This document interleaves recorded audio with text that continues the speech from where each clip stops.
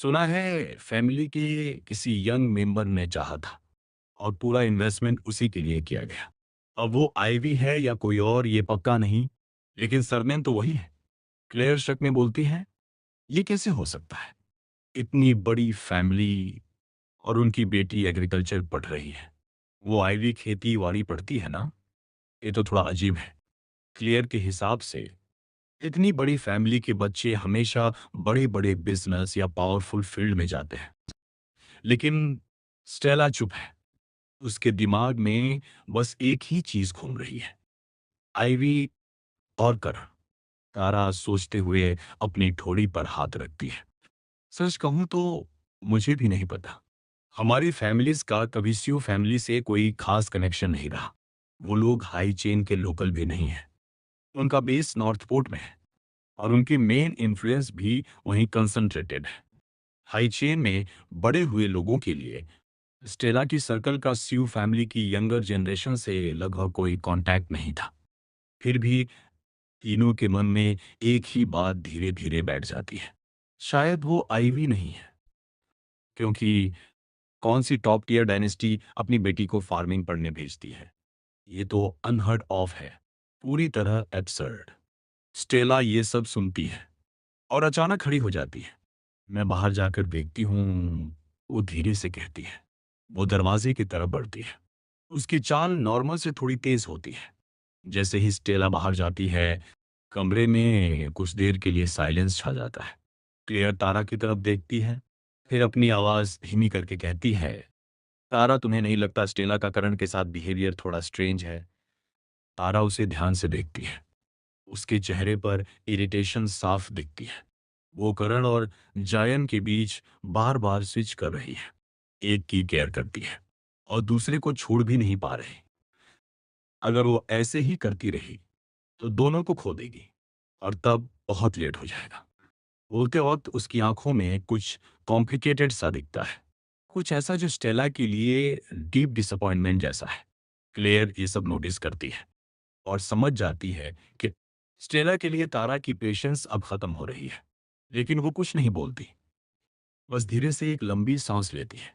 उधर मैं staff locker room में हूँ, अपनी यूनिफॉर्म बदल रहा हूँ। मैं उसे अच्छे से फोल्ड करता हूँ और लॉकर में रख देता हूँ। अपना सामान पैक करता हूँ और बाहर जाने के लिए तैयार हो जाता हूँ। फिर मैं अपना फोन उठाता हूँ और स्क्रीन देखते ही मेरा माथा सिकुड़ जाता है। स्टेला के कई मैसेज पड़े हुए हैं, वो भी किसी अलग ऑर्बिट अकाउंट से। करण, तुम कहाँ चले गए? क्या तुम अभी भी आईवी के कांटेक्ट में हो? क्या उसी ने तुम्हें ये जॉब दिलवाई? अब बस से मत जाया करो। मैं मिस्टर मुरेश्वर से कह दूंगी कि वो तुम्हें स्कूल ड्रॉप कर दिया करे। मैं उन मैसेजेस को देखकर बस हैरान रह जाता हूँ। पिछली जिंदगी में स्टेला मुझे बिल्कुल पसंद नहीं करती थी। मुझसे ऐसे बात करती थी जैसे मैं कुछ भी नहीं हूँ। वो कहती थी कि मैं बस उसके अटेंशन के लिए उसके साथ राइड करता हूँ। लेकिन अब जब मैं उससे दूर हो गया हूँ, तब भी वो सेटिस्फाइड नहीं है।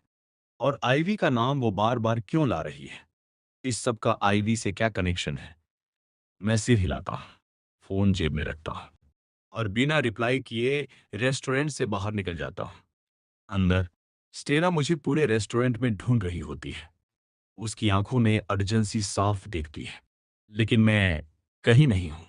तभी उसके दिमाग में एक थॉट आता है, अगर आईवी आकर करण को ले गई हो तो? और ये रेस्टोरेंट भी शायद आईवी की फैमिली का ही हो। जैसे ही ये बात उसके दिमाग में बैठती है, उसके सीने में अजीब सी बेचैनी उठती है, जैसे किसी ने अंदर से कसकर पकड़ लिया हो। वो खुद को शांत नहीं कर पाती। उसके सामने रखा खाना अब उसे बिल्कुल फीका लगता है। ना टेस्ट, ना कोई फील। उसे खाने का मन ही नहीं करता। जो प्राइवेट रूम पहले एक्सक्लूसिव लग रहा था, अब उसे बस खाली खाली सा महसूस होने लगता है। अब वो प्राइवेट रूम स्टेला को एक केस जैसा लगने लगता है। वो एक सेकंड भी अपनी सीट पे नहीं बैठ पाती। वो तुरंत तारा और क्लियर, अपने बचपन के सबसे पुराने फ्रेंड्स को खींचकर मेन डाइनिंग एरिया की एक टेबल पर ले आती है। असल में सिर्फ ये दोनों ही हैं जो इतने सालों से उसे जानते हैं और उसके ऐसे बिहेवियर को झेल सकते हैं। कोई और होता तो कब का उठकर चला गया होता। क्लेयर स्टेला को देखती है। उसकी आंखें खाली हैं, जैसे उसका दिमाग कहीं और हो। ये देखकर क्लेयर खुद को रोक नहीं पाती। वो एक सर्वर को बुलाती है, टेबल के लिए ऑर्डर देती है और फिर कैजुअली पूछती है, वैसे एयरपोर्ट का जो नया इंटर्न था, हमारा क्लासमेट, वो चला गया क्या? अब तक रेस्टोरेंट में हर कोई उनके कनेक्शन के बारे में जान चुका था। आखिर कुछ देर पहले ही उसी इंटर्न की वजह से पूरा ड्रामा हुआ था। सर्वर थोड़ा झुककर धीरे से कहता है, मुझे लगता है वो जा चुका है। जो हुआ उसके बाद मैनेजर ने उसे निकाल दिया। उसकी आवाज में हल्की सी सिंपैथी होती है। क्लेयर का चेहरा तुरंत बदल जाता है। वो हैरान होकर स्टेला की तरफ देखती है। रुको, उसे निकाल दिया गया? उसकी आवाज अनजाने में थोड़ी तेज हो जाती है। सरवर हल्का सा सिर हिलाता है। तारा की भौहें सिकुड़ जाती है। वो सीधे स्टेला की तरफ देखती है और उसकी आंखों में जो है वो साफ दिख रहा है। स्टेला, इस बार तुम सच में हद पार कर गई। स्टेला जानती है करण ने अभी अभी ये जॉब शुरू किया था। वो खुद खड़ा होना चाहता था, अपनी लाइफ खुद संभालना चाहता था, लेकिन स्टेला के इम्पल्सिव बिहेवियर की वजह से सब खत्म हो गया। करण जरूर टूट गया होगा। स्टेला के चेहरे पर एक पल के लिए गिल्ट दिखता है, लेकिन अगले ही सेकंड वो खुद को संभाल लेती है। कोई बात नहीं, वैसे भी ये जगह कॉम्प्लिकेटेड थी, उसके लिए सही नहीं थी। उसकी आवाज मजबूत लगती है, लेकिन उसकी आंखें कुछ और कह रही होती हैं। उसका दिमाग रुक ही नहीं रहा। करण यहाँ काम क्यों कर रहा था? क्या हमारे घर से जो सैलरी उसके डैड को मिलती है वो इतनी कम है? क्या वो उसे ठीक से अलाउंस भी नहीं दे पा रहे? क्या इसलिए करण को एक्स्ट्रा काम करना पड़ रहा है? उसके होठ कुछ और कह रहे हैं, लेकिन दिल बिल्कुल शांत नहीं है। वो अपनी सीट पर ऐसे हिलती है जैसे कांटों पर बैठी हो, और फिर वो और सहन नहीं कर पाती। वो अचानक खड़ी हो जाती है, सीधे दरवाजे की तरफ बढ़ती है। इरादा साफ है, वो मुझे ढूंढने जा रही है। लेकिन जैसे ही वो दरवाजे तक पहुंचती है, तारा आगे आकर उसका रास्ता रोक लेती है। तारा का एक्सप्रेशन साफ कह रहा है, अब कोई बहस नहीं होगी। स्टेला, मैं कह रही हूं, तुम करण के पीछे मत जाओ। जायन अभी अभी हॉस्पिटल से निकला है, तुम्हें उसके साथ होना चाहिए।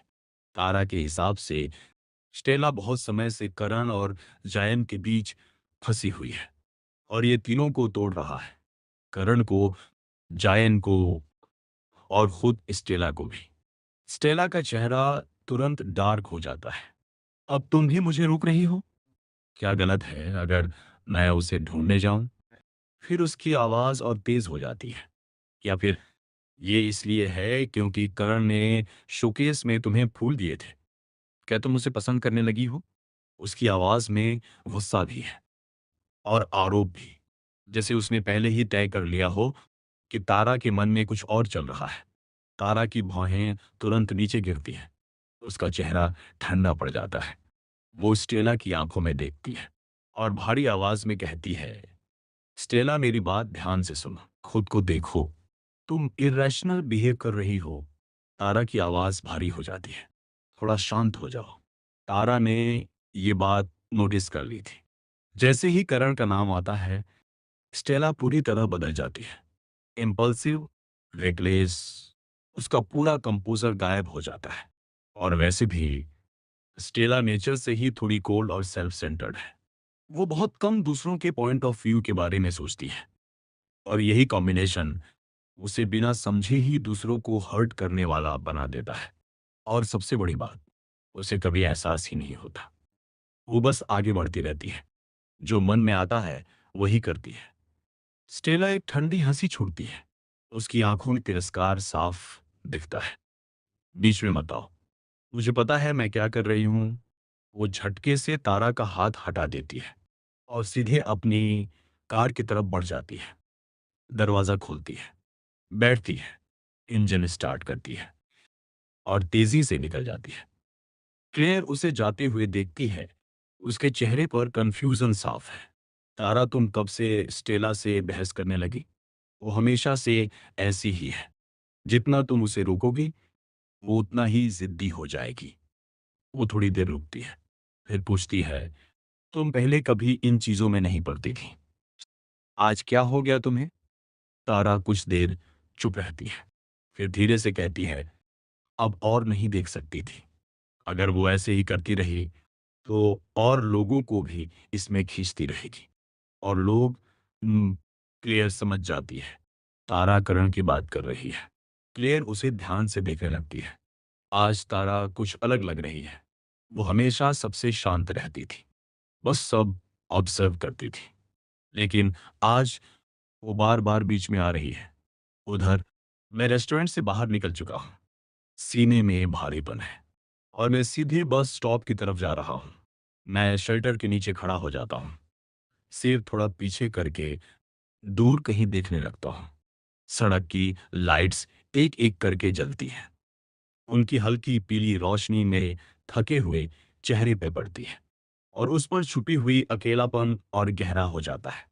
तभी एक लाल कार तेजी से सड़क पर आती है और अचानक ब्रेक लगाकर बस स्टॉप के पास रुक जाती है। दरवाजा खुलता है और स्टेला बाहर निकलती है। उसके होंठ पर चोट का निशान अभी भी दिख रहा है, लेकिन उसकी आंखों में पहले जैसा गुस्सा नहीं है। अब वहां कुछ और है, बेचैनी और कंफ्यूजन। वो तेजी से मेरी तरफ आती है, हल्की सी हाफती हुई।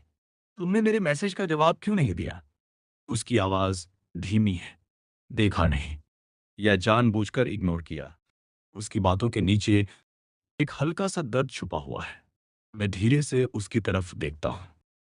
मेरी आंखों में कुछ भी नहीं है, ना कोई फीलिंग, ना कोई गर्माहट। जैसे मेरे सामने खड़ी ये लड़की मेरे लिए बिल्कुल अनजान हो। मैं शांत आवाज में कहता हूँ, "मिस स्टर्लिंग, आपको कुछ चाहिए?" मेरी आवाज सीधी है, लेकिन उसमें ठंडक है जो सीधे उसके दिल तक जाती है। इतनी बेरुखी सुनकर स्टेला के अंदर कुछ चुभता है। वो इस ठंडे व्यवहार को सह नहीं पाती। उसकी भौहें सिकुड़ जाती हैं, चेहरे पर गुस्सा आता है, लेकिन उसके नीचे कुछ और भी है, दर्द और नाराजगी। वो धीमी आवाज में कहती है, "करण, मैंने तुम्हारे लिए लड़ाई की।" स्टेला की आवाज थोड़ी ऊंची हो जाती है।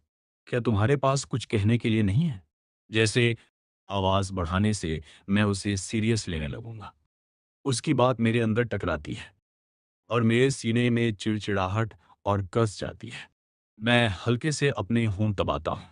आंखों में एक पल के लिए थकान झलकती है। सच कहूं तो आज रात स्टेला ने मेरे लिए लड़ाई की। ये मैंने बिल्कुल भी एक्सपेक्ट नहीं किया था। मैं कुछ सेकंड चुप रहता हूँ, धीरे से सांस लेता हूँ और उस फीलिंग को अंदर ही दबा देता हूँ। फिर उसकी तरफ देखता हूँ और शांत आवाज में, लेकिन पूरी सख्ती के साथ कहता हूँ, "मिस स्टर्लिंग, ऐसा दोबारा मत करना। मुझे इसके लिए ग्रेटफुल नहीं लग रहा। मुझे बोझ महसूस हो रहा है।" मैं उसकी आंखों में देखते हुए हर शब्द बोलता हूँ, जैसे सीधे उसके अंदर तक पहुंचा रहा हूँ। "मुझे तुम्हारी ऐसी मदद की जरूरत नहीं है। अगर तुम आज रात नहीं आती, तो मेरे साथ कुछ भी नहीं होता। रेस्टोरेंट इस हालत में नहीं होता। तुम्हें अंदाजा है तुम्हारी इम्पल्सिव हरकत से कितने लोगों को परेशानी हुई। मैनेजर अभी भी पीआर टीम के साथ कॉल पर है और मैंने अपनी जॉब खो दी सिर्फ इसकी वजह से।" मेरी आवाज धीमी है, लेकिन हर शब्द एक सुई की तरह चुभता है। स्टेला वहीं खड़ी रह जाती है, जैसे कोई उसे जगह पर रोक कर खड़ा कर दिया हो। उसके चेहरे का गुस्सा धीरे धीरे गायब हो जाता है और उसकी जगह शौक ले लेता है। वो कुछ बोलने की कोशिश करती है, लेकिन मेरी शांत आवाज के नीचे छुपी सच्चाई वो साफ महसूस कर लेती है। मेरी थकान, मेरा तंग आ जाना और उससे मेरी नफरत। इतने दिनों से वो अपनी पुरानी जिंदगी की यादों में जी रही थी। उसे लगा था मैं वही पुराना करण हूं, लेकिन अब वो समझ रही है मैं पूरी तरह बदल चुका हूं और उसके लिए ये बात उसकी पूरी दुनिया के खिलाफ है। ऐसा कैसे हो सकता है? वो कुछ नहीं बोल पाती। मैं धीरे से उसका हाथ हटाता हूं और साइड से निकलता हूं। "अगर और कुछ नहीं है," मैं सपाट आवाज में कहता हूं, "तो मैं जा रहा हूं। मैं कदम आगे बढ़ाता हूँ, लेकिन तभी स्टेला अचानक संभलती है। वो मेरा हाथ पकड़ लेती है, इतनी जोर से कि निशान पड़ सकता है। उसकी आंखें मुझ पर टिकी हैं और उनमें हल्का सा डर है। तुमने अचानक जॉब क्यों ली? क्या तुम्हें पैसों की इतनी कमी है? पिछली जिंदगी में मैंने कभी पार्ट टाइम काम नहीं किया था और यही बात उसे अंदर से परेशान कर रही थी। वो मुझे अपनी तरफ खींचती है। मैं थोड़ा सख्त हो जाता हूँ। फिर मैं उसकी तरफ देखता हूँ और ऐसा जवाब देता हूँ जिसके लिए वो बिल्कुल तैयार नहीं थी। मैं स्टर्लिंग मैंशन वापस नहीं जाना चाहता और मैं तुम्हें देखना भी नहीं चाहता। उसकी पकड़ ढीली पड़ जाती है। वो वहीं खड़ी रह जाती है, जैसे सब कुछ रुक गया हो। उसके चेहरे पर जो है, उसे शब्दों में समझाना मुश्किल है। शॉक, खो जाने का एहसास और एक अजीब सी बेबसी जो उसने पहले कभी महसूस नहीं की। उसी वक्त एक बस आकर रुकती है। मैं अपना हाथ छुड़ाता हूँ, बिना नंबर देखे सीधा बस में चढ़ जाता हूँ और स्टेला, जो हमेशा प्राउड थी, हमेशा अछूती लगती थी, वो वहीं खड़ी रह जाती है। बस मुझे जाते हुए देखती रहती है। उसकी आंखों में पहली बार कुछ टूटा हुआ सा दिखता है। मुझे उसकी नजर अपने पीछे महसूस होती है, जैसे कोई वजन हो, लेकिन मैं पीछे मुड़कर नहीं देखता। मैं अंदर से सॉफ्ट हार्टेड हूँ। जब मैं पहली बार स्टर्लिंग मेंशन आया था, मैंने स्टेला को उसकी मॉम से लड़ते हुए देखा था, जब वो गुस्से में बाहर निकल जाती थी, यहाँ तक कि तेज बारिश में भी भाग जाती थी। मैं कभी सह नहीं पाता था। मैं हमेशा उसके पीछे जाता था, उसे शांत करने की कोशिश करता था, उसके लिए पानी लाता था, उसके लिए छाता लाता था। लेकिन इन सब के बदले मुझे कभी कुछ अच्छा नहीं मिला। स्टेला बचपन से ही मिस हाई एंड माइटी रही है। उसे हमेशा से यही सिखाया गया कि लोग उसके लिए जो करते हैं, वो उसका हक है। मेरी पिछली जिंदगी वाला करण पूरी तरह प्यार में अंधा था, लेकिन इस बार वाला करण सब कुछ साफ देख रहा है और अब वही गलती दोबारा नहीं करेगा। उधर शहर के दूसरे कोने में आईवी तेजी से एम्बर एंड सॉल्ट रेस्टोरेंट के बैक एंट्रेंस की तरफ जाती है। दरवाजे पर खड़ा गार्ड उसे देखते ही हल्का सा सिर झुकाता है, जैसे वो उसे अच्छे से जानता हो। आईवी बिना रुके अंदर चली जाती है। जब तक वो पहुंचती है, अंदर का हंगामा काफी हद तक कंट्रोल हो चुका होता है। जिन 3 औरतों को चोट लगी थी, वो किसी भी तरह का सेटलमेंट लेने से मना कर रही हैं और बार-बार पुलिस बुलाने की धमकी दे रही हैं। मैनेजर रॉस को मजबूर होकर लीगल टीम और पीआर टीम को बुलाना पड़ा है। साथ ही स्टर्लिंग फैमिली से भी कांटेक्ट करना पड़ा, क्योंकि शुरुआत स्टेला ने ही की थी। रेस्टोरेंट अकेले ये सब संभाल नहीं सकता था। रेस्टोरेंट मुआवजा देने के लिए तैयार है, कोऑपरेट भी करेगा, लेकिन उसकी भी कुछ लिमिट्स हैं। आईवी अंदर आती है। सबसे पहले अपने रिजर्व डाइनिंग रूम में जाती है, अपना बैग रखती है, फिर सीधे मेन फ्लोर की तरफ बढ़ती है। उसकी नज़र चारों तरफ घूमती है, सभी यूनिफॉर्म में खड़े स्टाफ पर, लेकिन मैं कहीं नहीं दिखता। उसकी भौं हल्की सी सिकुड़ जाती है। वो किचन की तरफ जाती है, वहां भी स्टाफ को ध्यान से देखती है। फिर भी मैं नहीं हूं। रेस्टोरेंट का ज्यादातर स्टाफ आईवी को जानता है। जल्दी ही सब जगह खबर फैल जाती है, ओनर इंस्पेक्शन पर आई है और अचानक सब लोग और तेजी से काम करने लगते हैं। तभी आज मैनेजर रॉस अपने ऑफिस से बाहर आता है। आईवी को देखते ही वो एकदम रुक जाता है, फिर जल्दी से उसके पास आता है और संभल कर बोलता है, मिस सू, क्या आप आज की घटना के बारे में आई हैं? मैं इस गलती की जिम्मेदारी लेता हूँ, लेकिन मुझे बिल्कुल अंदाजा नहीं था कि नया पार्ट टाइमर मिस स्टर्लिंग का बॉयफ्रेंड निकलेगा। अगर पता होता तो मैं उसे कभी हायर नहीं करता। आईवी वहीं रुक जाती है, धीरे से उसकी तरफ मुड़ती है।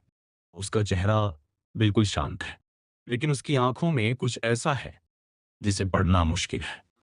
इतने सालों के अनुभव के बाद भी मैनेजर रॉस को किसी इतनी कम उम्र की लड़की से कभी ऐसा दबाव महसूस नहीं हुआ था। वो थोड़ा असहज हो जाता है, फिर भी बोलता रहता है, ज्यादातर सिचुएशन अब कंट्रोल में है।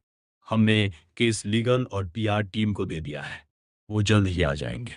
आईवी उसे बीच में ही रोक देती है। जिस मिस स्टर्लिंग की आप बात कर रहे हैं, क्या वो हाई चेन की स्टेला स्टर्लिंग है? वो यहाँ आई थी? मैनेजर रॉस एक पल के लिए समझ नहीं पाता। फिर उसे एहसास होता है, इतनी देर से जो वो समझा रहा था, आईवी को उसके बारे में कुछ पता ही नहीं था। मतलब वो यहाँ उसे जिम्मेदार ठहराने नहीं आई है। वो अंदर ही अंदर राहत की सांस लेता है और माथे का पसीना पोंछता है। जी हाँ, आज शाम वो अपने दोस्तों के साथ आई थी और उसका बॉयफ्रेंड यही काम कर रहा था, जिसका एक कस्टमर से झगड़ा हो गया और फिर मिस स्टर्लिंग बीच में आकर मारपीट करने लगी। मैनेजर रॉस आईवी को पूरी रात की घटना एक एक डिटेल में समझाता है। हर बात के साथ आईवी की भाव और ज्यादा सिकुड़ती जाती है। जब वो खत्म करता है, आईवी की आवाज ठंडी हो जाती है। उन 3 कस्टमर्स ने हमारे स्टाफ को खुलेआम हैरास किया। क्या हम ऐसे मेंबर्स को रखने का रिस्क ले सकते हैं? क्या हमें उनकी जरूरत भी है? मैनेजर रॉस एक पल के लिए चुप रह जाता है। शायद नहीं। उन्हें ब्लैकलिस्ट में डाल दो, आईवी कहती है। उसकी आवाज अभी भी उतनी ही ठंडी है। फिर वो पूछती है, और वो पार्ट टाइमर उसका नामकरण है ना? मैनेजर रॉस और ज्यादा हैरान हो जाता है। जी मिस सू, आप उसे जानती हैं? आईवी के चेहरे पर हल्की झुंझलाहट आती है। वो दोपहर भर अपने एडवाइजर के साथ फील्ड में थी, इसलिए उसे कुछ पता ही नहीं था। वो अपने माथे को हल्का दबाती है और कहती है, वो मेहनत करता है, इसमें से कुछ भी उसकी गलती नहीं है। मैनेजर रॉस के माथे पर पसीना आ जाता है। वो सिर्फ एक पार्ट टाइमर रखना चाहता था, लेकिन मामला इतना बड़ा बन गया। पहले स्टेला उसके लिए लड़ रही थी, अब आईवी उसे बचा रही है, और बीच में उसी ने उसे नौकरी से निकाल दिया। वो संभल कर कहता है, मिस सू, मैंने उसे पहले ही निकाल दिया है, पेमेंट देकर भेज दिया। आईवी कुछ सेकंड उसे देखती है, फिर हल्की सांस छोड़ती है। ठीक है, जो हो गया सो हो गया, बाकी सब ठीक से हैंडल करना, मैं जा रही हूँ। वो मुड़ती है और तेजी से बाहर निकल जाती है। मैनेजर रॉस पीछे से आवाज लगाता है, मिस सू, खाना खाकर जाइए, आज कुछ नए डिश लॉन्च हुए हैं, टेस्ट करने का अच्छा मौका है। लेकिन आईवी वापस प्राइवेट रूम में जाती है, अपना बैग उठाती है और कुछ ही सेकंड में बाहर निकल जाती है। आईवी ने मुझे मैसेज किया था, लेकिन मैंने जवाब नहीं दिया। वो परेशान थी, लेकिन ऑर्बिट के अलावा उसके पास मेरा नंबर नहीं था। उसे पता था मैं कहाँ रहता हूँ, लेकिन वो स्टेला का घर था। वहां जाना उसे सही नहीं लगता। कोई और रास्ता न देखकर आईवी एक टैक्सी लेती है और ईस्ट हिल विला एरिया की तरफ निकल जाती है। जब वो वहां पहुंचती है, रात के 9 बज चुके होते हैं। वो गेट के पास खड़ी होती है, फोन चेक करती है। अब भी मेरा कोई रिप्लाई नहीं। तभी कुछ देर बाद सड़क पर एक आकृति दिखती है। मैं मैं अंदर से थोड़ा उलझा हुआ हूं। मैंने तय किया था कि पिछली जिंदगी की सारी बातें छोड़ दूंगा, लेकिन स्टेला बार बार वापस आ रही है और मुझे फिर से उसी दुनिया में खींच रही है। मैं चलते चलते रुक जाता हूँ। एक ख्याल अचानक दिमाग में आता है, क्या स्टेला भी रिबॉर्न हुई है? फिर मैं खुद ही उस ख्याल को काट देता हूँ। नहीं, अगर वो रिबॉर्न होती तो वो पूरा ध्यान जायन पर देती, उसे देश छोड़ने से रोकती। वो मुझ पर टाइम क्यों वेस्ट करती? मैं तो बस एक स्टैंड इन था, जब असली इंसान उसके पास ही है। मैं अभी यही सब सोच ही रहा होता हूँ। तभी रात की हवा को चीरती हुई एक आवाज आती है, धीमी साफ, मेरा नाम पुकारती हुई। करण। मैं ऊपर देखता हूँ और थोड़ी दूरी पर स्ट्रीट लाइट के नीचे आईवी खड़ी होती है। उसका एक्सप्रेशन थोड़ा कॉम्प्लिकेटेड है। वो धीरे धीरे मेरी तरफ चलकर आती है और ध्यान से मेरे चेहरे को देखती है। मैं चौंक जाता हूँ। आईवी, तुम यहाँ क्या कर रही हो? आईवी 2 सेकंड चुप रहती है, फिर धीरे से कहती है, आज मेरा बर्थडे है, एक छोटा सा गेट टुगेदर है, मैं तुम्हें बुलाना चाहती थी। मैं थोड़ा हैरान हो जाता हूँ। सच में? Happy birthday Ivy. मैं अपना बैग खोलता हूँ, कुछ ढूंढता हूँ, लेकिन अंदर कुछ भी गिफ्ट जैसा नहीं मिलता। आखिर में मैं ज़िप पे लगा छोटा-सा चिक चार्म निकालता हूँ। उसे उसकी तरफ बढ़ाता हूँ। मेरा चेहरा हल्का लाल हो जाता है। हैप्पी बर्थडे आइवी, मुझे पता नहीं था, मैं तुम्हारे लिए कुछ ला नहीं पाया। पिछली ज़िंदगी में ये चार्म स्टेला के पास चला गया था, लेकिन इस बार मैं इसे अपने पास रखने वाला था। आइवी उस छोटे से चिक चार्म को देखती है। पीला रंग, गले में लाल सा रिबन, सिर पर छोटा सा स्ट्रॉ है और गले में एक छोटी सी घंटी। वो सच में बहुत क्यूट है।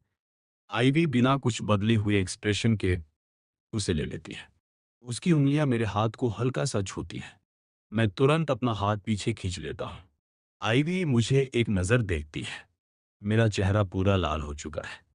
वो हल्का सा सिर झुकाती है और उस चार्म को अपने बैग में लगा लेती है। ये परफेक्ट है, वो धीरे से कहती है। मुझे सच में पसंद आया। मुझे थोड़ा अजीब लगता है इतना छोटा सा गिफ्ट देने में, लेकिन आइवी सच में खुश लग रही है। फिर वो मेरी तरफ देखती है। हम कराओके जा रहे हैं, तुम चलोगे? उसकी आंखें मुझ पर टिकी रहती हैं, जैसे वो सच में जवाब जानना चाहती हो। मेरा मूड पहले से ही खराब है, और अगर मिसेस स्टर्लिंग को यह पता चल गया कि स्टेला ने मेरे लिए रेस्टोरेंट में लड़ाई की, तो पता नहीं वो क्या कर दे। मैं बिना सोचे तुरंत बोलता हूँ, हाँ चलते हैं, अभी चलना है। आईवी सिर हिलाती है और फोन से कैब बुक कर देती है, लेकिन उसी पल उसके मन में एक हल्की सी रिग्रेट की फीलिंग आती है।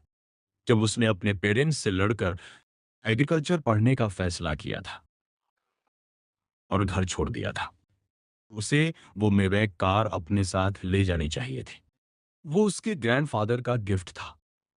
उसके पेरेंट्स का उससे कोई लेना देना नहीं था। उसका पूरा हक था उस पर। लेकिन अब हर बार करण के साथ बाहर जाने के लिए उसे कैब बुलानी पड़ती है। ये लंबे टाइम तक नहीं चल सकता। उसे जल्द ही अपनी जगह चाहिए, और वो करण के साथ कई जगह जाना चाहती है। नहीं, ये ऐसे नहीं चलेगा। मुझे खुद की कार लेनी पड़ेगी। वो मन ही मन सोचती है। फिर वो अपने ग्रुप चैट में मैसेज करती है, आज मेरा बर्थडे है, ब्लूएस्ट स्टार कराओके आ जाओ। उस ग्रुप में 7 लोग हैं। कुछ फील्ड में हैं, कुछ असाइनमेंट्स में बिजी हैं, लेकिन मैसेज देखते ही सब एक्टिव हो जाते हैं।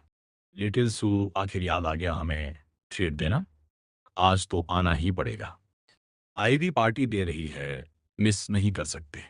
मैंने अभी तक डिनर नहीं किया, आज महंगा खाना खाएंगे। फिर कोई पूछता है, रुको, तुम्हारा बर्थडे तो जुलाई में होता है ना?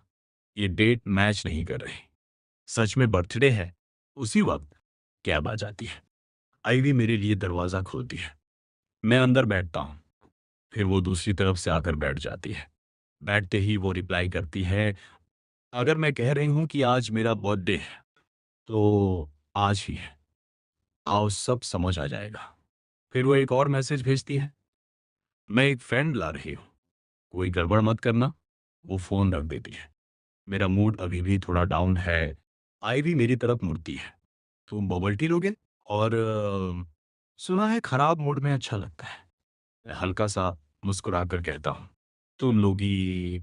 आईवी, मैं ले आऊं तुम्हारे लिए। कुछ देर बाद हम कराओके पहुंचते हैं।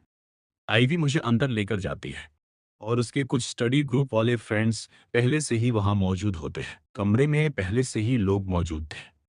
3 लड़के, 3 लड़कियां, आईवी और मैं, कुल मिलाकर 8 लोग। जैसे ही आईवी अंदर आती है, पूरा रूम जैसे एकदम जिंदा हो जाता है। लिटिल सू, आखिर आ ही गई तुम। हम कब से इंतजार कर रहे थे। एक हल्की मोटी चश्मा पहनी लड़की दौड़ती हुई उसकी तरफ आती है, सीधा उसे हक करने के लिए। लेकिन आईवी तुरंत रिएक्ट करती है।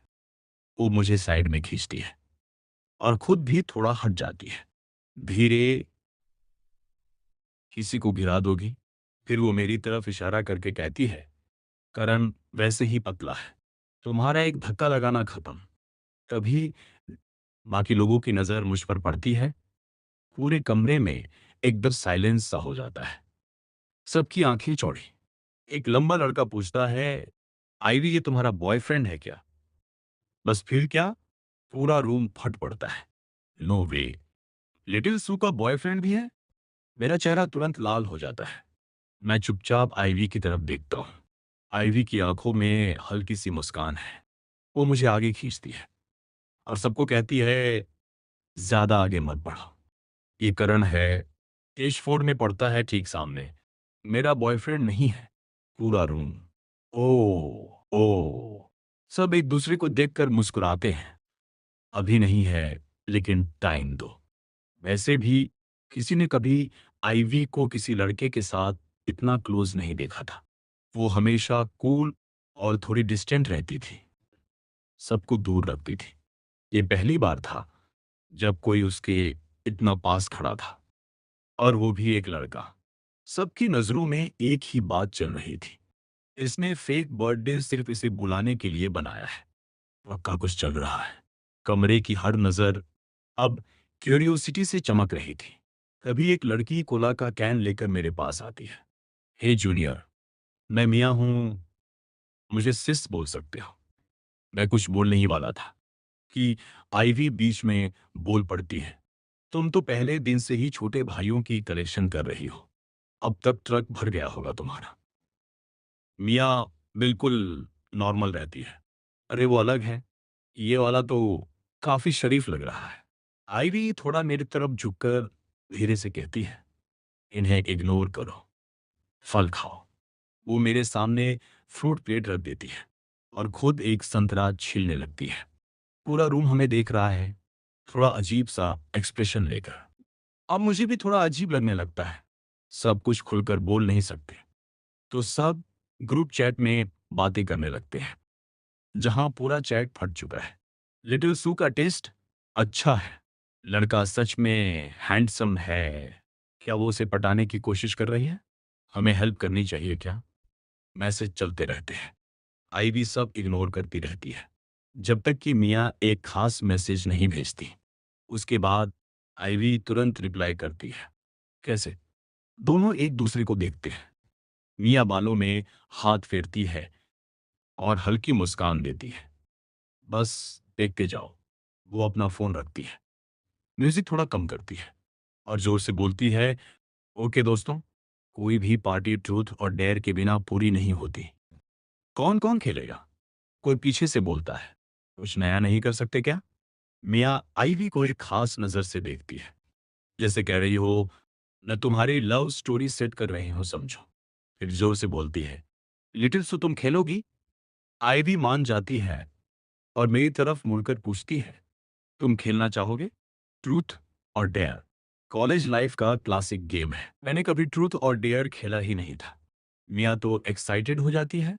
बस अब सब खेलेंगे। मैं कार्ड्स लेकर आती हूँ।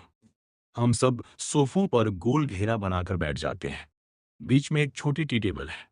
मैं हल्का सा आईवी की तरफ झुककर पूछता हूँ, आईवी तुमने बर्थडे केक नहीं लिया? अगर मैं ये बात नहीं उठाता तो शायद आईवी खुद भी भूल जाती कि आज उसका बर्थडे है। आईवी 2 सेकंड रुकती है।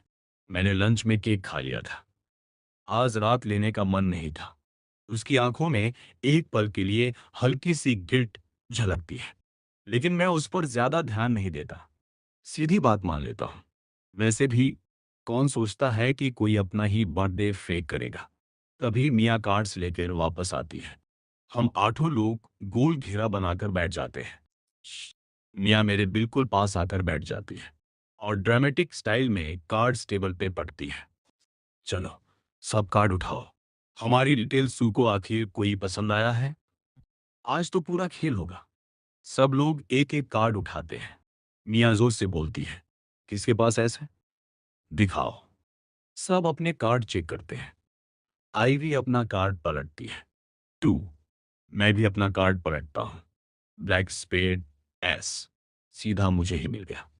आईवी हल्का सा भौं उठाती है और मिया की तरफ देखती है।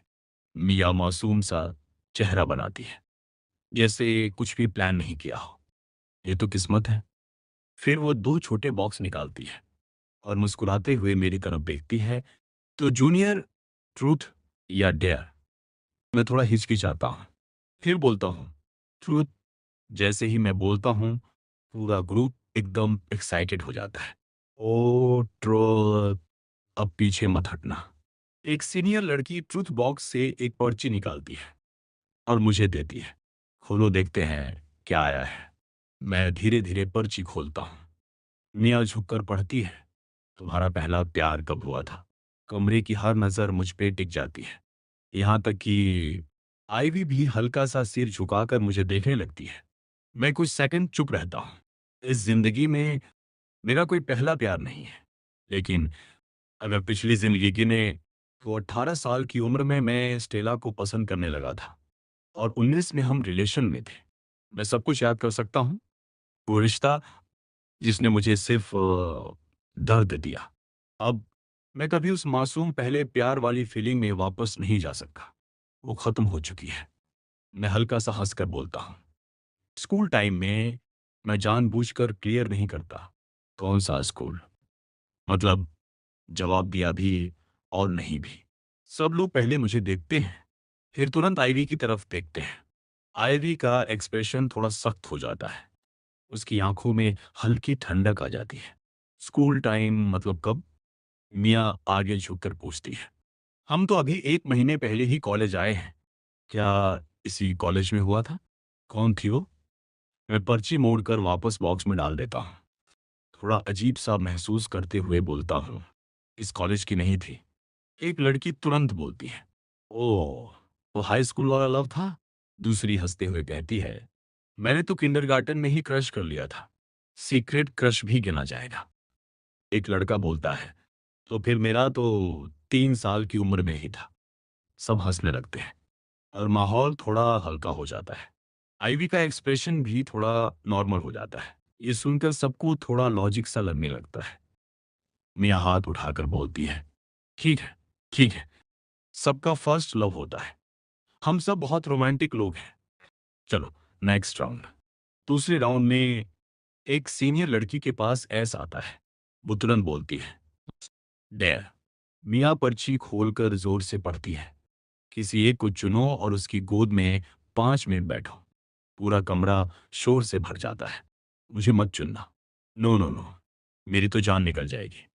हंसी मजाक के बीच वो लड़की हंसते हुए बोलती है, मैं अपनी बेस्ट फ्रेंड को चुनती हूँ, और सीधे जाकर अपनी फ्रेंड की गोद में बैठ जाती है। सब और जोर से हंसने लगते हैं। गेम आगे बढ़ता है। इस बार आईवी के पास एस आता है। वो कार्ड टेबल पर रखती है, हल्की सी स्माइल के साथ, डेयर। मियाँ तुरंत डेयर बॉक्स उसकी तरफ धकेलती है। उसकी आंखों में साफ लिखा है, यही मौका है। आईवी हल्का सा सांस लेकर पर्ची उठाती है। मियाँ झट से पर्ची पकड़कर पढ़ती है। अपने राइट साइड वाले इंसान के साथ 10 मिनट तक फिंगर्स इंटरलॉक करके बैठो। पूरा कमरा, oh lucky you, little so. IV के लेफ्ट साइड बैठा एक लंबा चौड़ा लड़का जोर से बोलता है, अरे जूनियर को डरा मत, भाग जाएगा बेचारा। फिर वो हंसकर कहता है, ऐसा करो, मेरा हाथ पकड़ लो। मैं रेडी हूं। मेरे हाथ थोड़े पसीने से भर जाते हैं, लेकिन मैं कुछ बोलता नहीं। वो लड़का आईवी की तरफ हाथ बढ़ाता है। कम ऑन लिटिल सू, इतना भी क्या शर्माना। आईवी तुरंत अपने दोनों हाथ जेब में डाल देती है। एकदम फास्ट मोमेंट। वो लड़का उसका हाथ खींचने की कोशिश करता है। अरे निकालो ना, मैं ठीक हूं, तुम क्यों नहीं? आईवी पीछे हटती है, चेहरे पर कोई इंप्रेशन नहीं।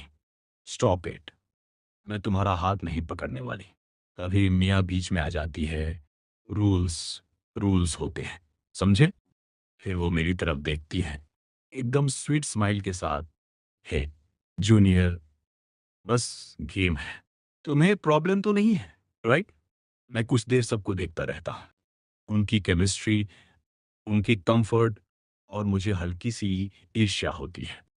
मैं धीरे से सिर हिलाता हूँ, नहीं मुझे कोई प्रॉब्लम नहीं है, और बिना ज्यादा सोचे मैं अपना हाथ आगे बढ़ा देता हूँ। हल्की सी स्माइल के साथ, सीधे आईवी की तरफ देखते हुए। आईवी के कानों के सिरे हल्के गुलाबी हो जाते हैं, लेकिन उसका चेहरा शांत रहता है। थैंक्स, वो धीरे से कहती है। फिर उसका दायां हाथ मेरे बाएं हाथ से मिलता है। मेरी उंगलियां धीरे धीरे उसकी उंगलियों के बीच फिसलती हैं और लॉक हो जाती हैं। उसका हाथ नरम, गरम और बहुत हल्का। जैसे ही हमारा हाथ जुड़ता है, मेरा पूरा चेहरा लाल हो जाता है। मैंने पहले कभी किसी लड़की का हाथ ऐसे नहीं पकड़ा। Full interlock. ये बहुत पर्सनल होता है, कपल्स जैसा। मेरी पिछली जिंदगी में 5 साल तक स्टेला के साथ रहने के बाद भी हमने कभी ऐसे हाथ नहीं पकड़े, एक बार भी नहीं। आस पास गेम चलता रहता है, लोग हंस रहे हैं, बात कर रहे हैं, लेकिन मेरा ध्यान सिर्फ उस एक हाथ पर अटक जाता है। दिल बहुत तेज धड़क रहा है। मैं थोड़ा स्टिफ हो जाता हूँ। गाल जल रहे हैं। आईवी बाहर से बिल्कुल नॉर्मल दिख रही है, लेकिन अगर कोई ध्यान से देखे तो समझ जाएगा उसकी मूवमेंट थोड़ी स्लो हो गई है। रिएक्शन में हल्की देरी है। उसके अंदर भी कुछ अलग चल रहा है और मैं पूरी तरह से कंफ्यूज हूँ। ये फीलिंग आखिर है क्या? मैं बहुत नर्वस हो जाता हूँ। ये फीलिंग मेरे लिए बिल्कुल नई है। मैं धीरे से अपना हाथ छुड़ाने की कोशिश करता हूँ, लेकिन आईवी की पकड़ मजबूत है। मेरा हाथ निकल ही नहीं पाता। हम ऐसे ही बैठे रहते हैं पूरे 10 मिनट, उंगलियां पूरी तरह इंटरलॉक। जब आखिरकार टाइम पूरा होता है और आईवी मेरा हाथ छोड़ती है, तो उसकी हथेली भी हल्की पसीने से भीगी हुई होती है। मतलब सिर्फ मैं ही नर्वस नहीं था, आईवी का दिल भी पूरे टाइम तेज धड़क रहा था। इसके बाद के कुछ राउंड्स ऐसे ही निकल जाते हैं। ना मुझे ऐस मिलता है, ना आईवी को। आईवी दूसरों को मस्ती करते हुए देखती है और एक शांत पल में मुझे एक मुंशी पफ देती है। थोड़ा झुककर धीरे से पूछती है, तुम्हें भूख लगी है और कुछ चाहिए? मैं उसे लेता हूँ, धीरे से बोलता हूँ, नहीं, ये बहुत अच्छा है, थैंक यू। आज मैं काम पर गया और 2 घंटे के अंदर ही जॉब से निकाल दिया गया। पूरा दिन खराब गया था। मैंने ठीक से कुछ खाया भी नहीं था। लेकिन यहाँ आईवी के साथ, सबके साथ गेम खेलते हुए, गाना गाते हुए मेरा मूड काफ़ी बेहतर हो गया। मेरे ज़्यादा फ्रेंड्स कभी नहीं रहे। जब मैं मैनर वापस नहीं जाना चाहता, तो मेरे पास जाने के लिए कोई जगह भी नहीं होती। ऐसे में आईवी का मुझे यहाँ लाना मेरे लिए सच में बहुत मायने रखता है। और वो मेरे लिए इतनी अच्छी क्यों है? मैं इस बारे में ज़्यादा सोचना ही नहीं चाहता। कम पैसों में बड़ा होने की वजह से मेरे अंदर एक छुपी हुई इनसिक्योरिटी हमेशा रही है। और पिछली ज़िंदगी में स्टेला के साथ जो हुआ, उसके बाद प्यार और लाइफ दोनों को लेकर एक डर बैठ गया है। अंदर ही अंदर मैं हमेशा यही सोचता हूँ, कोई मुझे सच में कभी नहीं चुनेगा। आईवी जैसी लड़की, सुंदर, सॉफ्ट, कैपेबल, वो मुझे पसंद है। ये तो और भी कम पॉसिबल लगता है। ये ख्याल आते ही मैं उसकी तरफ देखता हूँ। आईवी सच में अलग है, इतनी अच्छी कि स्टेला से उसकी तुलना करना भी अजीब लगता है। लेकिन जैसे ही मेरे दिमाग में स्टेला का नाम आता है, मेरा मूड फिर से गिर जाता है। आईवी तुरंत नोटिस कर लेती है। वो मेरी तरफ मुड़ती है, धीरे से पूछती है, क्या हुआ? मेरा चेहरा हल्का लाल हो जाता है। मैं सिर हिलाता हूँ, कुछ नहीं। मैं नजरें नीचे कर लेता हूँ।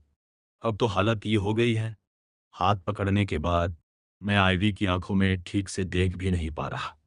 जैसे ही उसकी उंगलियों की तरफ नजर जाती है, मैं फिर से फ्लस्टर हो जाता हूँ। काफी देर तक ये गेम चलता रहता है।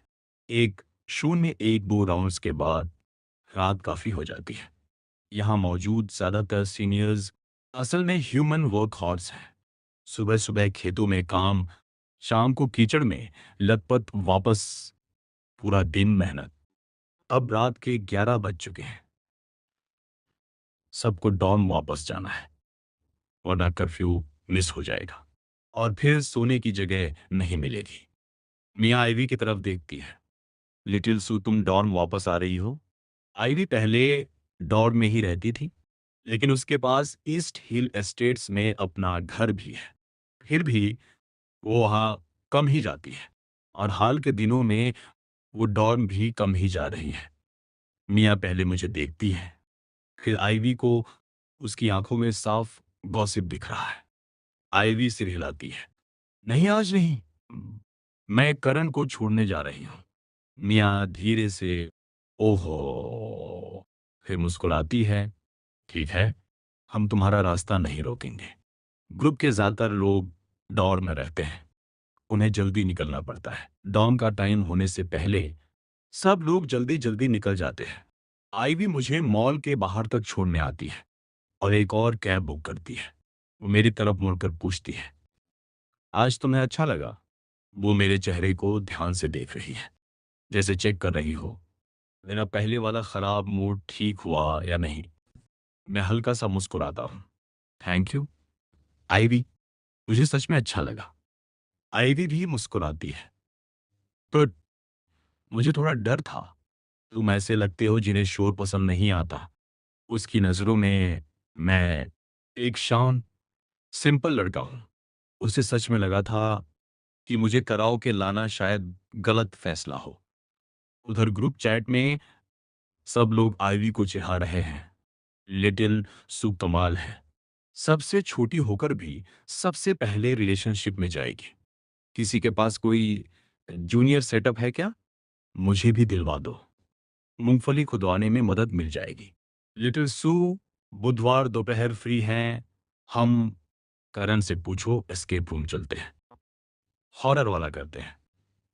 ये आइडिया मिया का है और ऑब्वियसली पूरे ग्रुप की सबसे बड़ी प्लानर वही है। खुद कभी रिलेशनशिप में नहीं रही, लेकिन थ्योरी में एक्सपर्ट है। कैब के पीछे हम दोनों बैठे हैं। आईवी मैसेज पढ़ती है और रिप्लाई करती है, एस्केप रूम ठीक है, लेकिन हॉरर क्यों? करण डर जाएगा। मिया तुरंत फट पड़ती है, लिटिल सू सीरियस हो क्या? मेरे बिना तुम्हारी शादी नहीं होने वाली। सुनो, जिस लड़के को पसंद करती हो उसे हॉरर एस्केप रूम में ले जाओ। जितना डरावना उतना अच्छा। तभी तो वो तुम्हारी बाहों में आएगा। बस बुधवार को उसे लेकर आना, बाकी मैं संभाल लूंगी। आईवी मानती है। मिया थोड़ी ड्रामेबाज है, लेकिन आज का प्लान सक्सेसफुल था। कम से कम आज हाथ तो पकड़ा गया। और तब से करण हर बार उसकी आंखों से बच रहा है। अचानक शर्मिला हो गया है। ये बहुत अच्छा साइन है। आईवी जब किसी को पसंद करती है तो वो स्लो नहीं चलती। उसे डर है, कहीं देर कर दी तो कोई और उसे ले जाएगा। और खासकर स्टेला का करण के साथ जो अजीब सा बिहेवियर है, वो उसे और भी अलर्ट कर रहा है। आईवी के अंदर एक अर्जेंसी है। वो मेरी तरफ मुड़ती है। करण, बुधवार दोपहर तुम्हारी क्लास है क्या?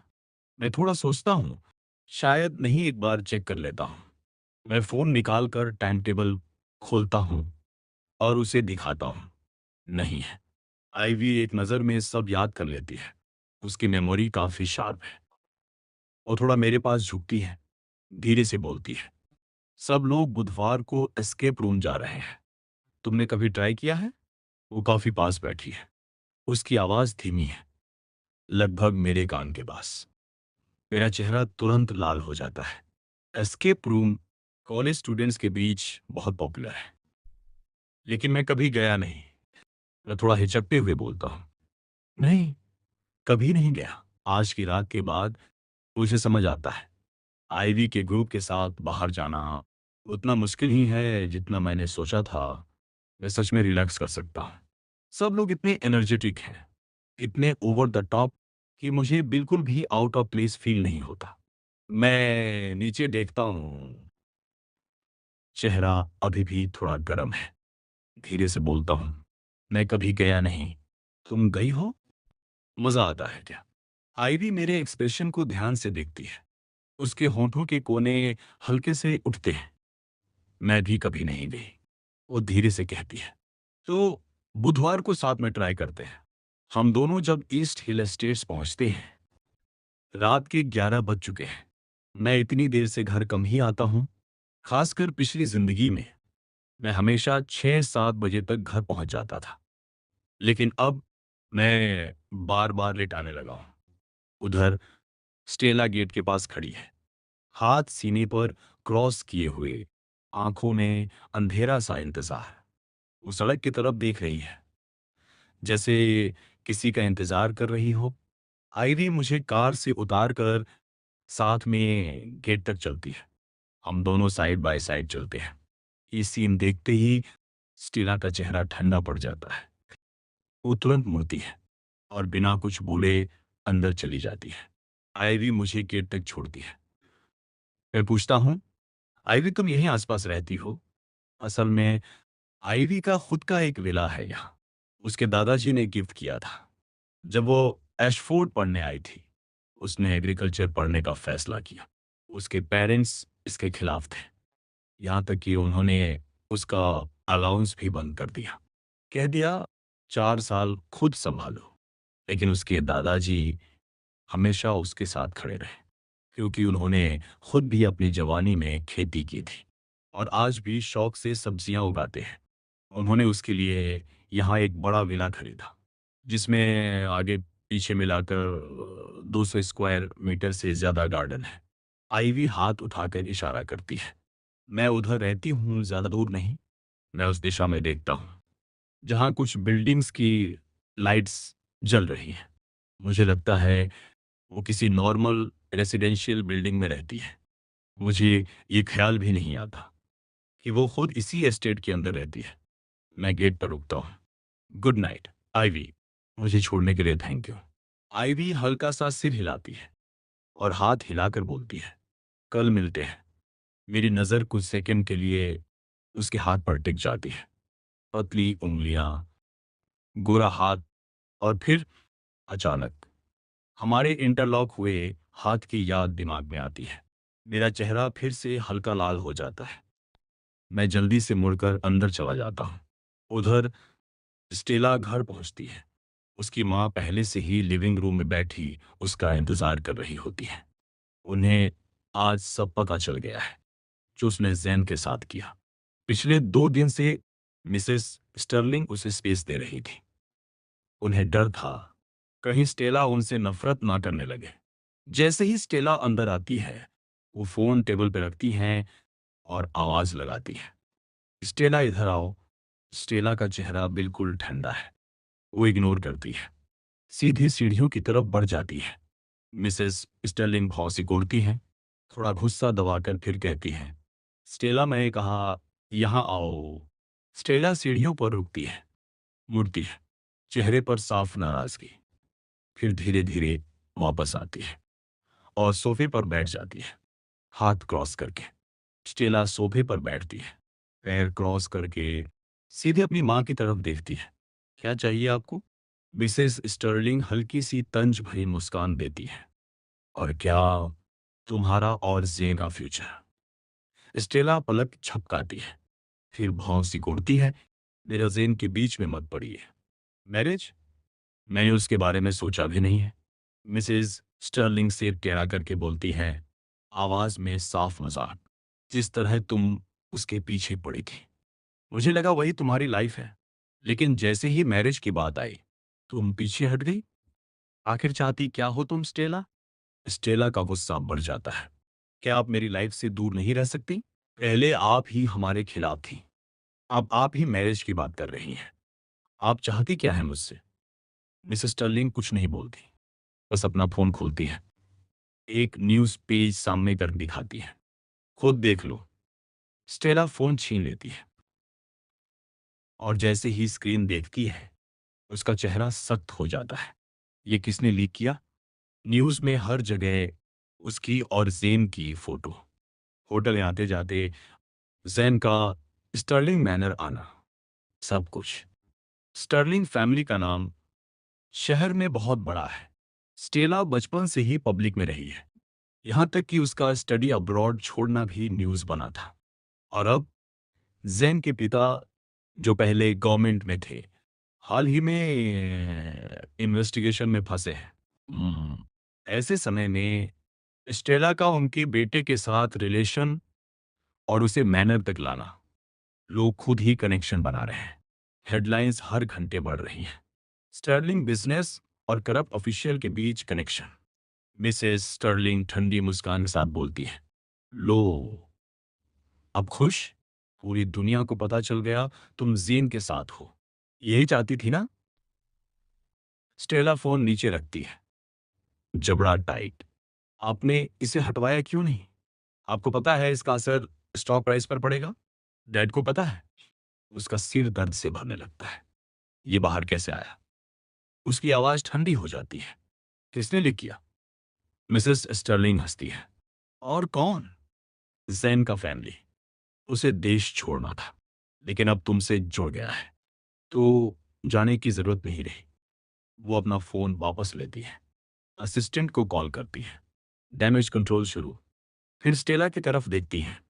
मैं इसे संभाल रही हूं, लेकिन मैं तुम्हें सलाह दूंगी, जैन के बारे में दोबारा सोचो। स्टेला का दिमाग घूम रहा है। क्या सच में जैन ऐसा कर सकता है? वो मान ही नहीं पा रही।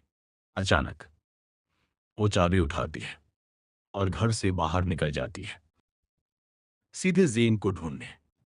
उसी समय मैं गेट से अंदर आ रहा होता हूं। उसकी कार की हेडलाइट्स मुझ पर पड़ती है। मैं हाथ से आंखें ढकता हूं, ड्राइवर सीट की तरफ देखता हूं। हमारी आंखें मिलती हैं। स्टेला का चेहरा अजीब है। समझ नहीं आता क्या चल रहा है उसके अंदर। मैं हल्का सा भौं सिकोड़ता हूं, फिर साइड हो जाता हूं। स्टेला कुछ पूछना चाहती है, कुछ कहना चाहती है। शायद ये करण और आइवी के बीच क्या चल रहा है, लेकिन वो कुछ नहीं बोलती। बस गाड़ी तेजी से निकाल देती है और मैं बस खड़ा रह जाता हूं, जैसे कुछ भी मायने नहीं रखता। स्टेला गाड़ी चलाते हुए सोचती रहती है, आखिर करण और आईवी के बीच क्या चल रहा है। वो उन्हें बार बार साथ क्यों देख रही है? पिछली जिंदगी में ऐसा कभी नहीं हुआ था, फिर अब क्यों? लेकिन उसे पता है उसका कोई हक नहीं बनता ये सवाल पूछने का, खासकर आज जब उसी की वजह से करण की जॉब चली गई। वो दिखा नहीं रही, लेकिन अंदर से उसे डर है। शायद करण उससे बहुत गुस्सा है। कुछ देर तक मन में लड़ाई चलती रहती है, फिर वो गाड़ी तेज कर देती है और चली जाती है। मैं सर्वेंट्स बिल्डिंग में वापस आता हूँ तो देखता हूँ डैड बाहर बैठे हैं, एक दूसरे ड्राइवर के साथ चेस खेलते हुए। मुझे देखते ही वो उठ जाते हैं। करण, आ गए तुम? मैं थोड़ा हैरान होकर दरवाजा खोलता हूँ। डैड, आप अभी तक जाग रहे हैं? वो सिर हिलाते हैं। अंदर आओ, मुझे तुमसे बात करनी है। डैड मेरे साथ ऐसे बैठकर बात कम ही करते हैं। जब मैं छोटा था तब करते थे, लेकिन जैसे जैसे बड़ा हुआ वैसे वैसे वो पल कम होते गए। आज उनके चेहरे को देखकर मुझे हल्की सी चिंता होती है। डैड, कुछ हुआ है? वो अंदर आकर कुर्सी पर बैठते हैं और मुझे बैग रखते हुए देखते हैं। कुछ सेकंड चुप रहते हैं, फिर धीरे से बोलते हैं, करण, मुझे तुमसे एक बात कहनी है। थोड़ा रुकते हैं, फिर, मैं जॉब छोड़ने वाला हूँ।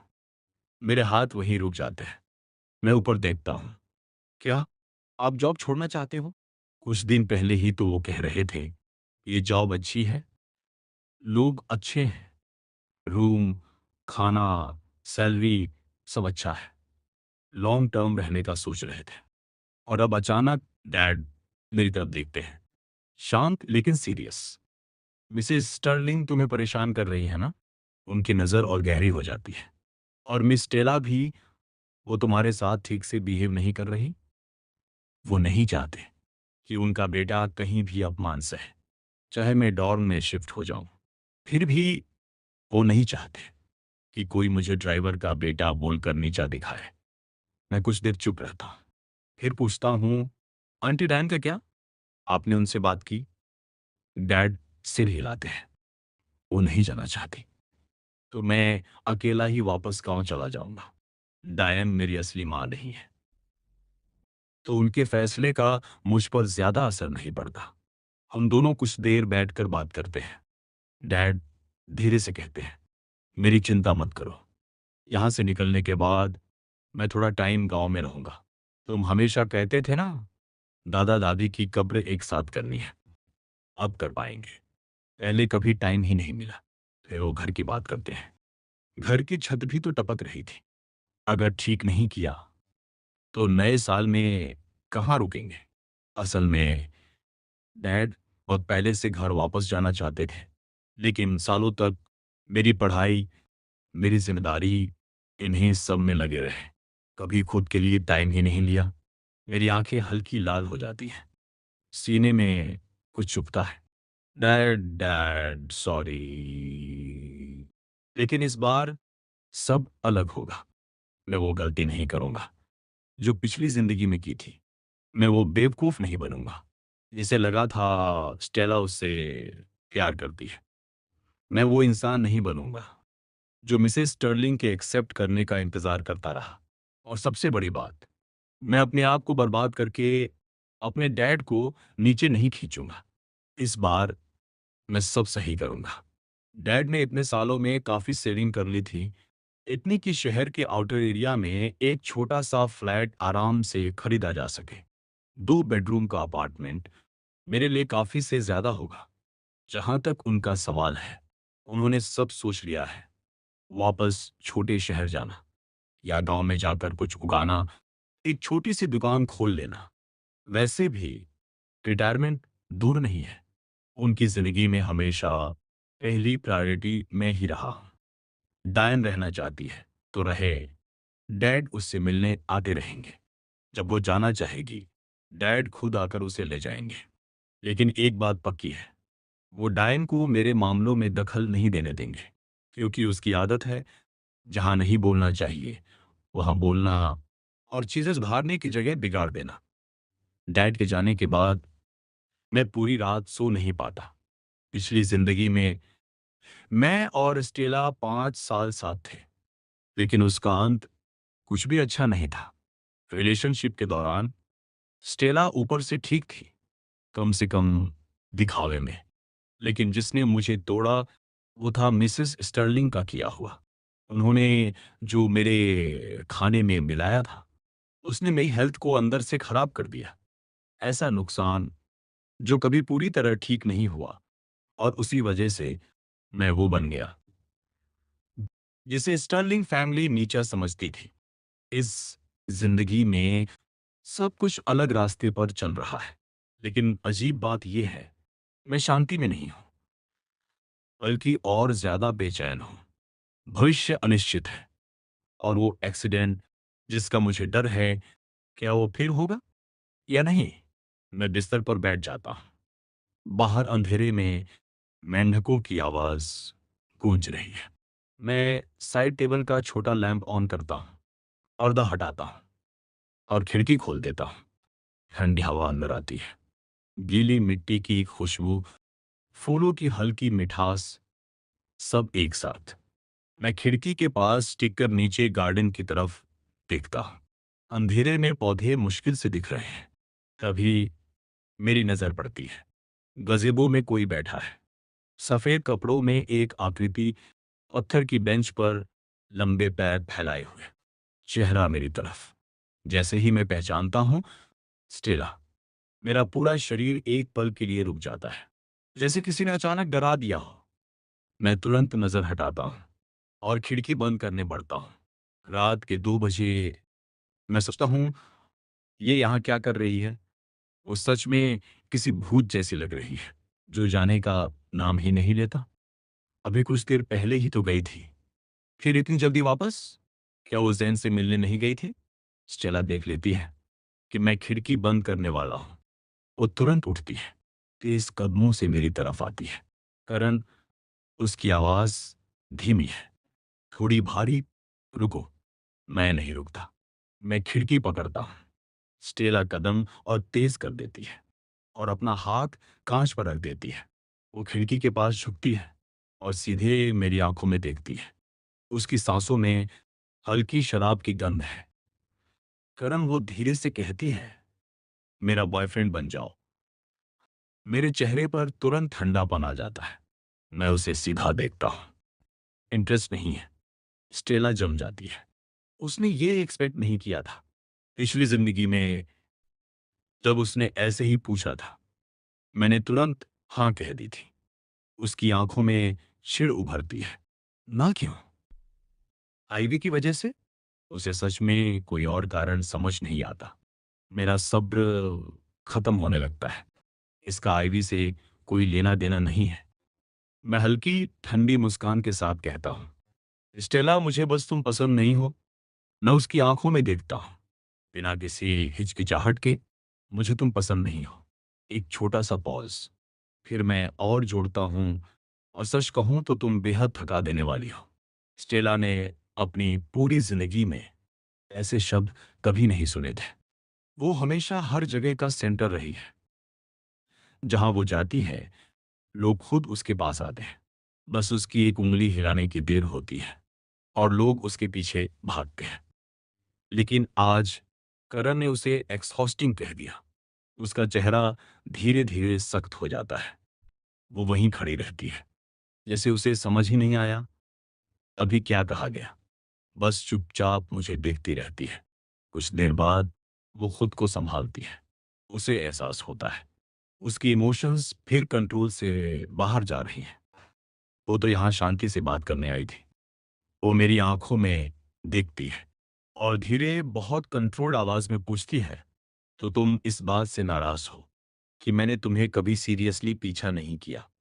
उसकी आवाज में कुछ है जिसे समझना आसान नहीं।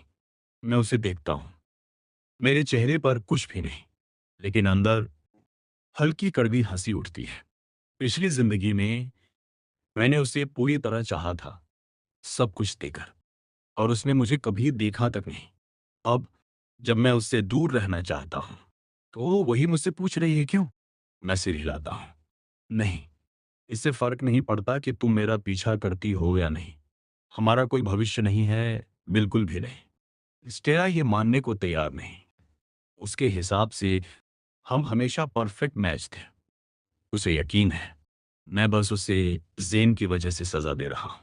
वो धीरे से हाथ बढ़ाती है। अंधेरे में उसकी उंगली हल्के से मेरे चेहरे को छूती है। उसके चेहरे पर एक अजीब सा एक्सप्रेशन है जो पढ़ा नहीं जा सकता।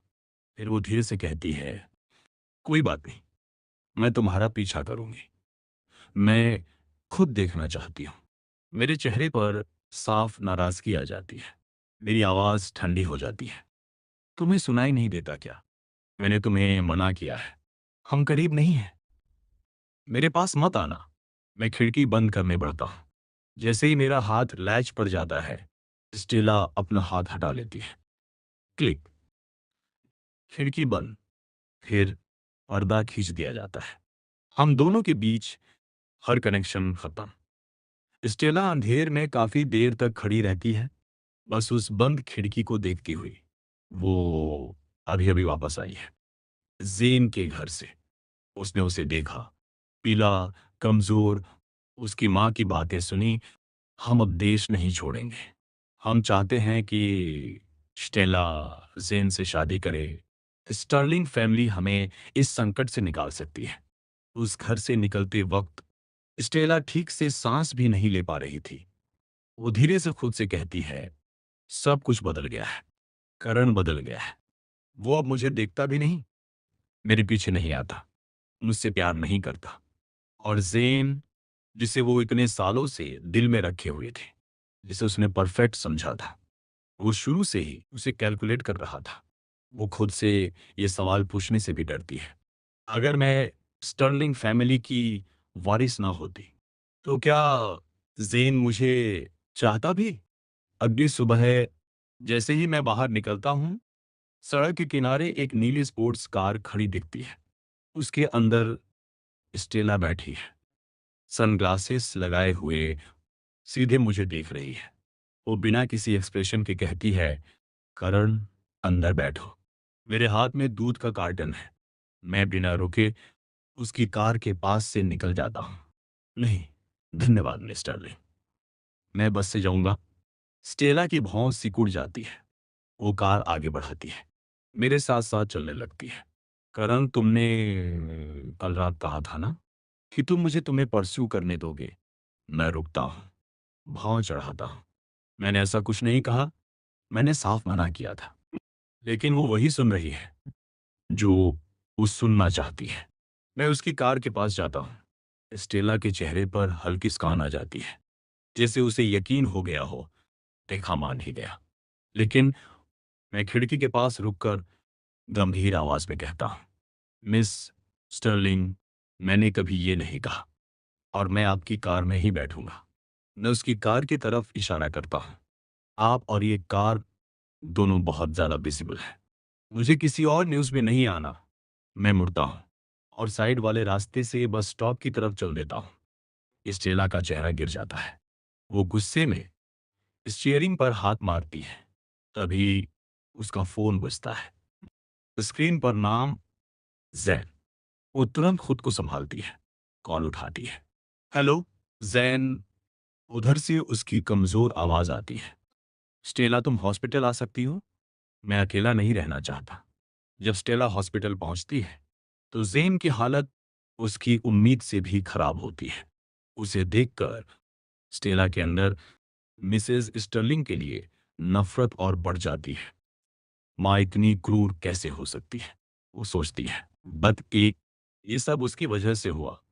जेन बेड पर है, आईवी ड्रिप लगी हुई, चेहरा पीला, कमजोर। जैसे ही वो स्टेला को देखता है, उसका एक्सप्रेशन और गहरा हो जाता है। तुम कल रात अचानक क्यों चली गई? क्या इसलिए क्योंकि मेरी माँ ने शादी की बात की? स्टेला बेड के किनारे बैठती है और उसके बालों में हाथ फेरती है। मुझे कुछ काम था, उससे कोई लेना देना नहीं था। ओवर थिंक मत करो। जेन हल्का सा हंसता है, लेकिन वो हंसी खाली है। और कितना छुपाओगी मुझसे स्टेला? उसकी आंखों में नाराजगी और चोट दोनों है। मैंने तुम्हारे घर पर खाना खाया, बस एक बाउल बर्ड्स नेस्ट ऑरेंज, और मैं हॉस्पिटल में आ गया। अभी तक ठीक नहीं हुआ। वो धीरे से पूछता है, तुम जानती हो डॉक्टर ने क्या कहा? उस दिन स्टेला ने डॉक्टरों को सख्त हिदायत दी थी, सब कुछ चुप रखना है। आखिर ये स्टर्लिंग फैमिली का प्राइवेट हॉस्पिटल था। लेकिन अब लगता है किसी डॉक्टर ने बात बाहर निकाल दी। स्टेला का चेहरा थोड़ा बदलता है, आंखों में हल्की ठंडक आती है। डॉक्टर ने क्या कहा? वो जीन को ध्यान से देख रही है और साथ ही मन में सोच रही है, इस डॉक्टर ने मेरी बात नहीं मानी। जेन उसे देखता है, धीरे लेकिन साफ निराशा के साथ, जैसे अब उसे कुछ समझ आने लगा हो। जेन उसे देखता है, उसकी आंखें लाल हैं, टूटी हुई। मुझे लगा था हमारे बीच कुछ सच था, बचपन से, और तुमने मिडिल स्कूल से ही अपनी फीलिंग्स दिखा दिए थे। मैंने सोचा तुम सच्ची हो। उसकी आवाज कांपती है, लेकिन अब वो गहरी सांस लेता है। मुझे पता था तुम्हारे फैमिली हॉस्पिटल के डॉक्टर सच नहीं बताएंगे, इसलिए मम्मी मुझे पब्लिक हॉस्पिटल ले गए। स्टेला का दिल एक पल के लिए रुकता है। डॉक्टर ने कहा यह ड्रग ओवरडोज था। जैन टूट जाता है, उसकी आवाज फट जाती है। वो दवाई अपने आप में ही खतरनाक है। मैं उसके लिए बहुत सेंसिटिव हूँ। नॉर्मल डोज भी असर करती, लेकिन मुझे उससे कहीं ज्यादा दिया गया। वो सीधे स्टेला की आंखों में देखता है। तुम्हारी माँ मुझे मारने की कोशिश कर रही है और तुम उसे बचा रही हो। एक सेकंड के लिए स्टेला के चेहरे पर साफ डर दिखता है, लेकिन फिर वो खुद को संभाल लेती है। वो जानती है दुनिया की नजर में माँ और बेटी अलग नहीं होते। अगर उसकी माँ क्रिमिनल साबित होती है तो उसका क्या होगा? और अगर ये सब बाहर आया तो स्टर्लिंग फैमिली के स्टॉक्स सीधे गिरेंगे। स्टेला ये सब सोचते हुए जेन को अपनी बाहों में खींच लेती है, उसके बालों पर हाथ फेरती है। श तुम बीमार हो अभी, खुद को इतना मत परेशान करो। जेन उसकी तरफ झुक जाता है, आवाज टूटी हुई। अब मैं क्या करूं? मैंने अभी तक ठीक से रिलेशनशिप भी नहीं जी, और मेरी बॉडी ऐसी हो गई। ऐसी बातें मत करो। स्टेला उसे पकड़कर कहती है, तुम ठीक हो जाओगे। डॉक्टर ने कहा है ट्रीटमेंट है। वो उसकी आंखों में देखती है। इस बार उसकी आवाज सच्ची लगती है। जो भी हो, मैं तुम्हें छोड़कर नहीं जाऊंगी। फिर वो धीरे से कहती है, अगर तुम्हें प्रूफ चाहिए तो इस महीने ही एंगेजमेंट कर लेते हैं। जेन उसे देखता है, आश्चर्य और उम्मीद के बीच फंसा हुआ। सच में स्टेला, तुम मुझसे शादी करना चाहती हो? उसी समय मैं बस में बैठा हूं और आज आईवी नहीं है। ये अजीब लगता है। इतने दिनों से वो हर दिन इसी बस में मिलती थी। मैं फ़ोन निकाल कर टाइम चेक करता हूँ। बस सही है। शायद आज उसकी क्लास नहीं है। मैं सोचता हूँ, मैं अकेले स्कूल पहुँचता हूँ। रास्ते भर फ़ोन देखता रहता हूँ। मैसेज करूँ? लेकिन फिर खुद ही रुक जाता हूँ। अभी हम इतने करीब नहीं हैं कि ऐसे पूछूं, लेकिन बात एक दिन पर नहीं रुकती। लगातार 3 दिन आई भी बस में नहीं आती और तभी एक नोटिफिकेशन आता है स्कूल हाउसिंग ऑफिस से। आपका डॉर्म रूम एप्लीकेशन अप्रूव हो गया है। मेरे चेहरे पर पहली बार सच्ची खुशी आती है। क्लास खत्म होते ही मैं रिको को पकड़ता हूँ। चल, रूम देखने चलते हैं। रिको मुस्कुराता है। 5th floor. मैं 504 में हूँ, तू 502 में। मैं पहले ही चेक कर चुका हूँ। ये बाकी 3 रूममेट्स हिस्ट्री डिपार्टमेंट से हैं। ठीक लगते हैं। मैं सिर हिलाता हूँ। अच्छा है। जब हम रूम तक पहुंचते हैं, दरवाजा खोलते हैं। अंदर सब कुछ साफ सुथरा है। पिछला स्टूडेंट जाते जाते सब सेट करके गया है। बेड ठीक, डेस्क खाली, खिड़की से हल्की धूप अंदर आ रही है। मैं कमरे के बीच खड़ा होता हूँ, धीरे से सांस लेता हूँ। ये मेरा नया स्टार्ट है।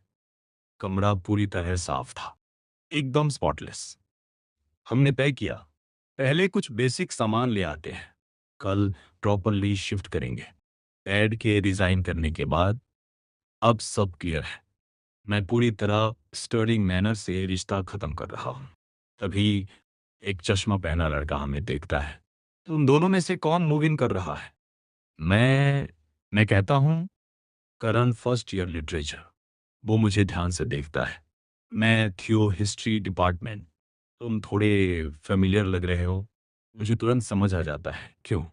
फोटो वाला इंसिडेंट, स्टेला की फोटो लेना मिसेस स्टर्लिंग के लिए, और फिर कैंपस ग्रुप चैट में वायरल होना। अब सब मुझे उसी वजह से जानते हैं, लेकिन अब मुझे फर्क नहीं पड़ता। मैं ये सब पहले जी चुका हूँ। रिको अचानक चमक उठता है। अरे भाई, तू भी फेमिलियर लग रहा है। तू फ्रेशमैन शोकेस में नहीं था क्या?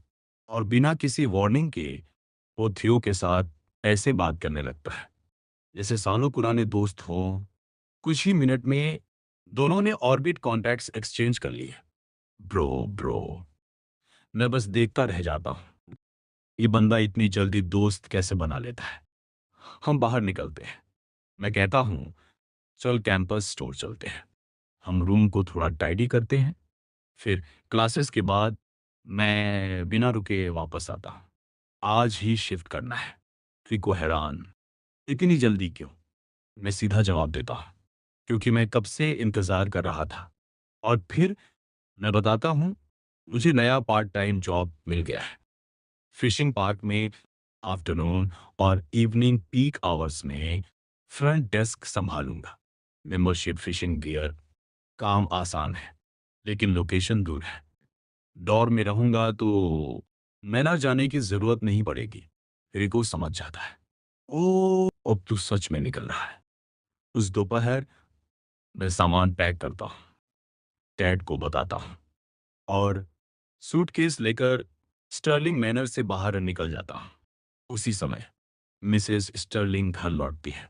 वो बटलर से पूछती हैं, करण क्यों जा रहा है? बटलर जवाब देता है, मिस्टर मोरो रिजाइन कर रहे हैं और करण डॉर्म शिफ्ट हो रहा है। मिसेस स्टर्लिंग बिना सोचे कहती है, तो नया ड्राइवर रख लो, हम अच्छा पे करते हैं। बटलर बाहर से सिर हिलाता है, अंदर से साई करता है। मिसेस स्टर्लिंग कैजुअली कहती हैं, वैसे भी अच्छा हुआ। मैंने नोटिस किया था वो रोज स्टेला के साथ जा रहा था। उनकी आंखों में हल्की चालाकी चमकती है। मुझे लगा कहीं उसके मन में कुछ आइडियाज ना आ जाए।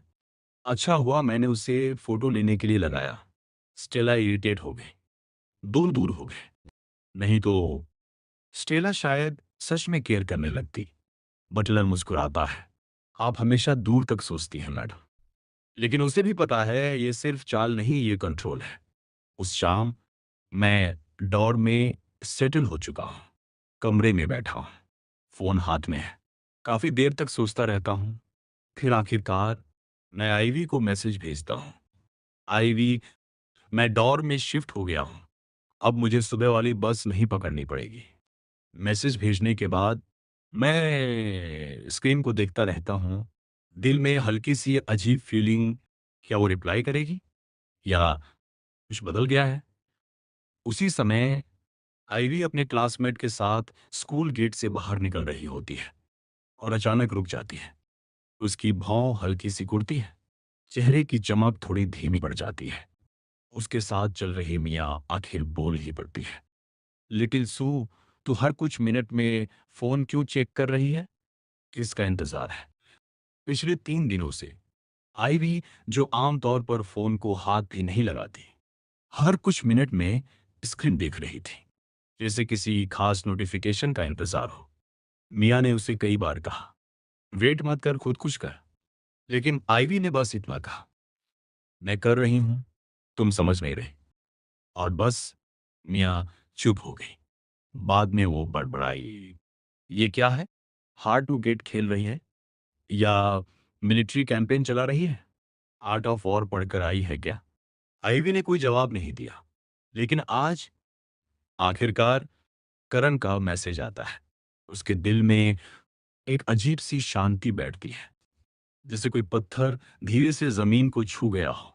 3 दिन तक बस अवॉइड करने के बाद आखिर उसने खुद मैसेज किया, गुड।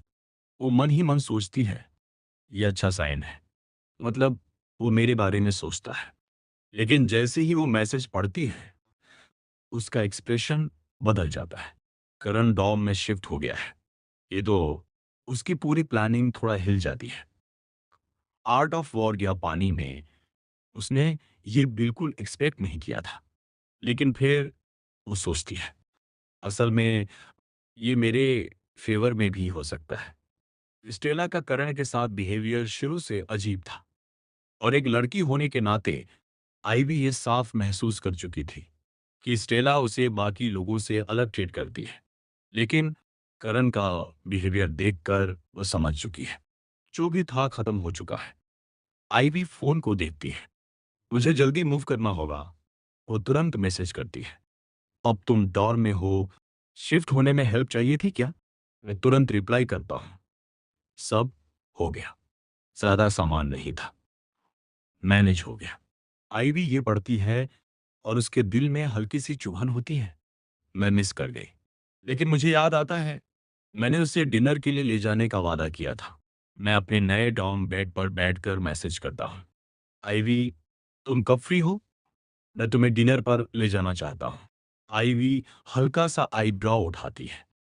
उसने मेरा पूरा टाइम टेबल पहले ही याद कर लिया है। वो तुरंत जवाब देती है, कल दोपहर फ्री हूँ, परफेक्ट टाइम।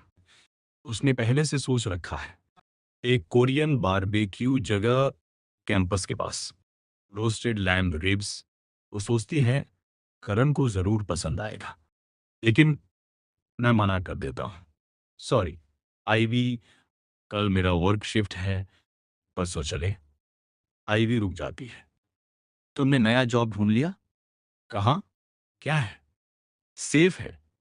मैं उसे लोकेशन भेजता हूँ, fishing park, front desk, gear sale करना। स्कूल के पार्ट टाइम चैनल से मिला, सीनियर ने रेकमेंड किया। मैं पूरी डिटेल भेज देता हूँ। जैसे ही आईवी मैसेज देखती है, वो तुरंत मैप्स ऐप खोलती है, लोकेशन डालती है, पिन करती है, और फिर उस जगह के बारे में पूरा सर्च करना शुरू करती है। उसकी आंखों में अब एक अलग सी फोकस है, अगर करण वहां काम करेगा तो मैं भी वहां जाऊंगी। केस जैसे ही मुड़कर जाने लगती है, तभी फ्रंट डेस्क के सामने एक आदमी आकर रुकता है। उसकी चाल धीमी है, लेकिन नजरें तेज। वो काउंटर पर उंगलियां हल्के हल्के थपथपाता है और मेरी तरफ देखता है। नया है? उसकी आवाज भारी है। मैं सीधा खड़ा हो जाता हूँ। जी, अभी ज्वाइन किया है। वो हल्का सा मुस्कुराता है, लेकिन वो स्माइल अजीब है। अच्छा, तो सिस्टम समझ गया? मैं सिर हिलाता हूँ, थोड़ा बहुत, वो झुककर थोड़ा पास आता है। यहाँ सिर्फ मछली पकड़ना नहीं सिखाते, लोगों को पढ़ना भी सीखना पड़ता है। मैं थोड़ा कंफ्यूज हो जाता हूँ। जी। वो सीधा खड़ा हो जाता है। छोड़, सीख जाएगा। उसी वक्त कैस वापस आ जाती है। वो आदमी उसे देखते ही थोड़ा नॉर्मल हो जाता है। कैस, मेंबरशिप रिन्यू करनी है। कैस तुरंत प्रोफेशनल मोड में आ जाती है। आईडी कार्ड दीजिए। मैं साइड में खड़ा होकर सब ध्यान से देखता हूँ। कैस तेजी से सिस्टम हैंडल करती है। Card scan, details check, payment confirm, सब कुछ बहुत स्मूथ। वो आदमी जाते जाते मुझे फिर देखता है और बस इतना कहता है, जल्दी सीख ले। ये जगह जितनी दिखती है उतनी सिंपल नहीं है। वो चला जाता है। मैं कुछ सेकंड तक दरवाजे की तरफ देखता रहता हूँ। अजीब था। मैं धीरे से बोलता हूँ। कैसे हल्का सा हंसती है। तो मैं अभी बहुत अजीब लोग मिलेंगे, आदत डाल लो। मैं सिर हिलाता हूँ, लेकिन अंदर कुछ खटकता है। यह जगह नॉर्मल नहीं है। शाम धीरे धीरे गहरी होती जाती है। लाइट्स ऑन हो जाती हैं। पानी पर पीली रोशनी चमकती है और लोग अब भी मछलियां पकड़ रहे हैं। मैं काम में बिजी हो जाता हूँ। मेंबरशिप, गियर, बुकिंग, सब कुछ। लेकिन अचानक दरवाजा फिर खुलता है और इस बार मैं रुक जाता हूँ। दरवाजे पर आईवी खड़ी है, ओर्टिड और सैंपल के सोन बेगिचोर। उसके हाथ में एक छोटा बैग है और आंखें सीधी मेरी तरफ। मैं पूरी तरह चौंक जाता हूँ। आईवी, वो धीरे धीरे अंदर आती है। हाय। कैस मेरी तरफ देखती है, फिर आईवी को, फिर वापस मुझे। उसकी आंखों में हल्की सी स्माइल आ जाती है। ओह, तो ये वही है। मैं तुरंत बोल पड़ता हूँ, न नहीं मतलब। आईवी शांत आवाज में बोलती है, मैं फिशिंग गियर लेने आई हूँ। लेकिन उसकी नजरें अब भी मुझसे हटी नहीं है। उस एक पल में मुझे साफ समझ आ जाता है, वो यहाँ गियर लेने नहीं आई है, वो मेरे लिए आई है। और उसी समय कहीं दूर स्टेला अपनी कार में बैठी होती है। फोन स्क्रीन पर एक नाम चमक रहा है, करण। वो कॉल नहीं करती, बस दिखती रहती है। उसकी आंखों में एक ही सवाल, वो अब किसके साथ है। उस एक पल में ना तो मैं हटता, न कैस, बस हल्की सी उंगलियों की छुअन। और फिर वो तुरंत सिस्टम पर ध्यान दे देती है। देखो, कैस धीमे से समझाती है, पहले मेंबर आईडी जनरेट करो, फिर पेमेंट लिंक। मैं ध्यान से देख रहा हूं, लेकिन मुझे महसूस हो रहा है किसी की नजरें मुझ पर टिकी है। मैं हल्का सा सिर घुमाता हूं। आईवी, वो चुप खड़ी है, फॉर्म हाथ में, लेकिन उसकी नजरें सीधी हमारी तरफ। उसकी आंखों में कुछ बदला है। पहले जैसी शांति नहीं, अब वहां हल्की सी ठंडक है। मियाँ धीरे से उसके कान में बोलती है, ओहो, यहाँ तो कोई और भी है। आईवी बिना उसकी तरफ देखे बोलती है, चुप रहो। लेकिन उसकी पकड़ फॉर्म पर थोड़ी कस जाती है। कैश सिस्टम पूरा करती है। हो गया। दोनों का एनुअल मेंबरशिप एक्टिव। मैं राहत की सांस लेता हूं।